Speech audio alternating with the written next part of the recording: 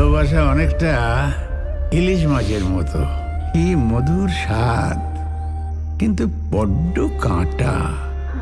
প্রতীক্ষার অবসান ঘটিয়ে আর হাতে গোনা কয়েকদিনের মধ্যেই যেমন এসে পড়বেন বাঙালির গৌরী দেবী দুর্গা, আর তার ঠিক আগে আগামী 29 আগস্ট গর্ভবতী পাগলির রহস্যময় জীবনের গল্প নিয়ে মুক্তি পাচ্ছে পরিচালক প্রসেনজিৎ হালদারের নতুন ছবি গৌরী। অভিনয়ে পরাণ বন্দ্যোপাধ্যায়, চন্দন সেন, পিঙ্কি ব্যানার্জি, আরিয়ান ভৌমিক, বৃষ্টি বিশ্বাস, প্রিয়াঙ্কা ভট্টাচার্য, বুদ্ধদেব ভট্টাচার্য প্রমুখ। ধম্মকম্ম তো দূরের কথা, যোগ্যতা থাকলে চালা দেশও চালাতে পারে।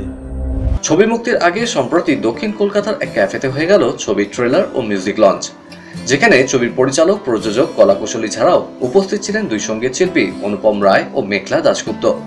পরে আমাদের মুখোমুখি হয়ে তারা কি জানালেন, চলুন শুনে নিই।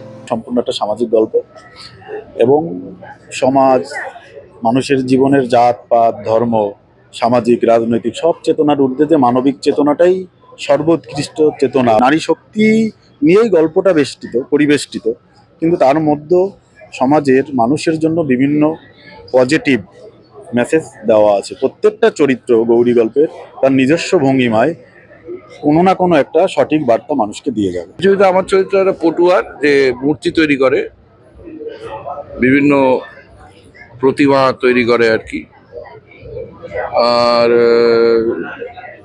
এই মেয়েটাকে কুড়িয়ে এনেছিল এবং নিজের মেয়ের সাথে মানুষ করেছে। বেসিক্যালি একটা ছটফটে মিষ্টি মেয়ের গল্প। দোষ আমার একটাই গানটাতে আমরা সেটা দেখতে পেয়েছি।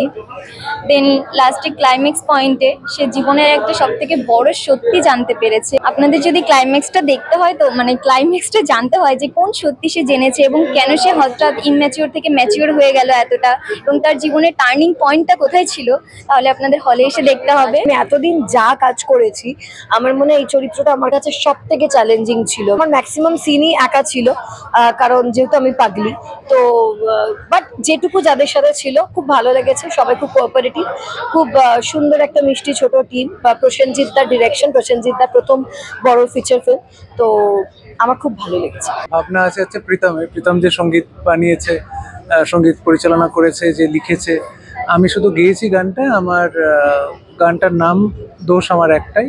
এটা নিশ্চয়ই সম্পর্ক জড়িত কোনো গান হবে আমার গাইতে গিয়ে যেটা মনে হয়েছে, এবং সেটাই ফুটিয়ে তোলার চেষ্টা করেছি। ছবিতে একটা প্রেমের গান গেয়েছি, খুব মিষ্টি একটা প্রেমের গান। আমার গানটা গেয়ে খুব ভালো লেগেছে। আর সিনেমাটা রিলিজ করবে দুর্গাপুজো উৎসব, আমাদের বাঙালির সব থেকে বড় উৎসব। তো সেই প্রাককালে নতুন সিনেমা বেরোচ্ছে, নতুন গান রয়েছে তাতে, তো ডেফিনেটলি খুব ভালো লাগছে। তোমার চোখের নীলে রইব আমি, ইশারা কাব্য সবই পড়ে নেব আজ, মিশিয়ে যাব হয়ে তোমাকে আমি, আবেগে বন্ধরে মনেরই জাহাজ।